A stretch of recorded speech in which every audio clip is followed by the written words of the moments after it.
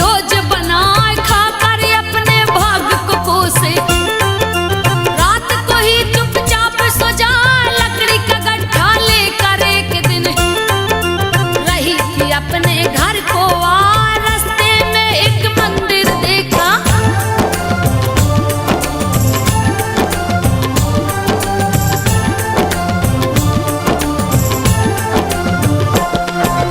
रास्ते में एक मंदिर देखा उसमें राम रही फरमान रख दिया लकड़ी का गड्ढा। घुस गई मंदिर में जाए उसमें माँ की मूरत देखी। जो माता संतोषी कहाँ बहुत सी स्त्रियां उसने देखी। सब पूजा की थाल सजाए लगी पूछने स्त्रियों से क्यों सब आरती थाल सजाए फल क्या होता इससे बोली। सारी बातें दो समझा एक स्त्री ने उसे बताया।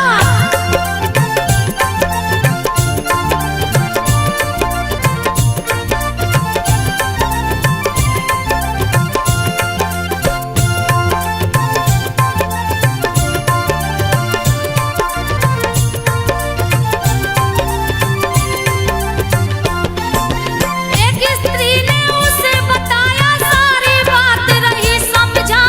माता संतोषी का व्रत है उनको पूजने हम सब आए। माता जी को जो भी पूजता अन्य धन से घर भर जाए दूर हो जाती है निर्धनता। परिवार सुख शांति पाए जीवन में सुख शांति आती। मनवांछित फल सब पा जाए सदा सुहागन औरत रहती। कन्या मन के योग्य वर पाए सुख संपन्न हो जाते प्राणी।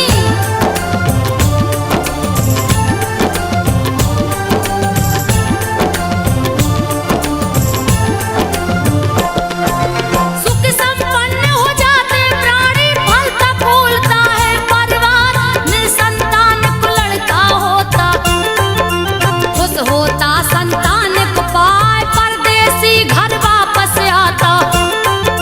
जिस पर माता होती सहाय जीत हो जाती कहीं भी रण में। सारा मुकदमा खत्म हो जाए घर का कलह नष्ट हो जाता। धन संपत्ति देती बढ़ाए संतोषी संतोष है देती। मनोकामना पूर्ण हो जाए सभी स्त्रियां उसे बताई।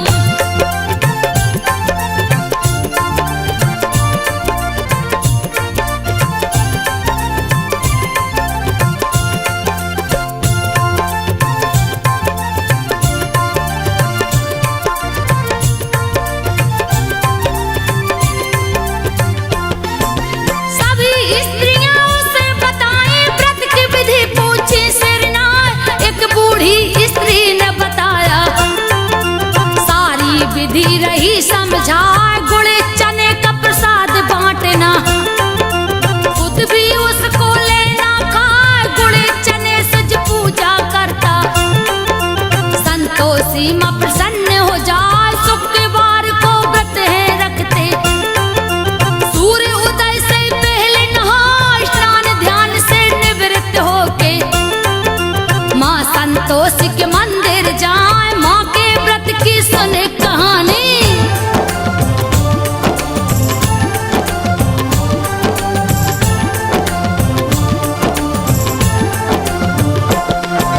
माँ के व्रत की सुनो कहानी। जा मंदिर में ध्यान लगा मंदिर में यदि जा न सको तो घर में लो मूर्ति बनवाए। मूर्ति भी घर नहीं बने तो उनका फोटो लो मंगवाए। मंदिर छोटा घर में बनाकर माता की पूजा की जाए। खट्टी चीज को खाना नहीं है परिवार भी कोई न खाए। पूछ लिया माता के व्रत को सुन के विधि गई हर साल करूंगी व्रत संतोषी माँ का।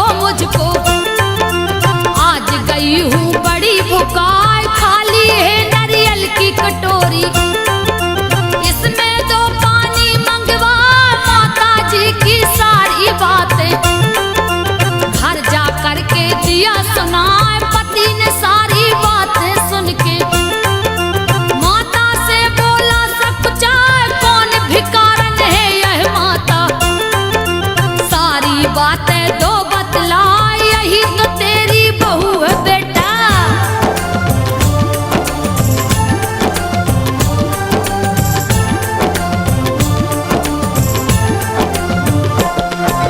यही तो तेरी बहू है बेटा, लिया है ऐसा हाल बना।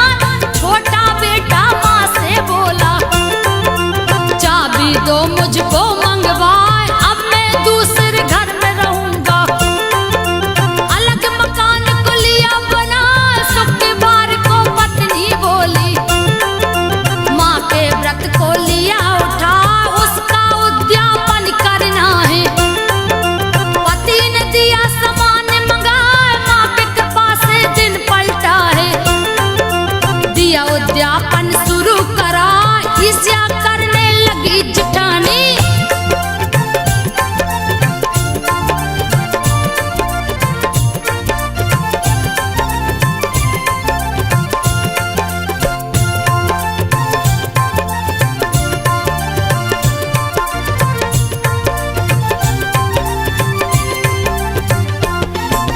ईर्ष्या करने लगी जिठानी, बच्चों को है रही समझा। जाके खट्टी चीज मांगना, किसी बहाने लेना खाए, सबको खिलाई है जैसे ही। बच्चों ने दिया मुँह को फुला, नहीं दिया है उसने खटाई।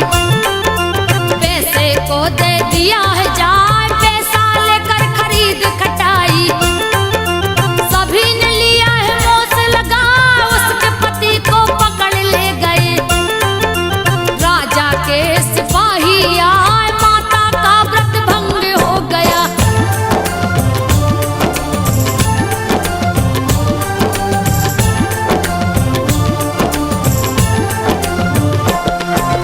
माता का व्रत भंग हो गया, फिर से किया उद्यापन जान। सारे विरोधी पस्त हो गए, उसका पति गया है यार, फिर उसके 2 बच्चे हो गए। माँ संतोषी हुई सार, गंदी बूढ़ी माँ बन आई। सबने दिए फटकार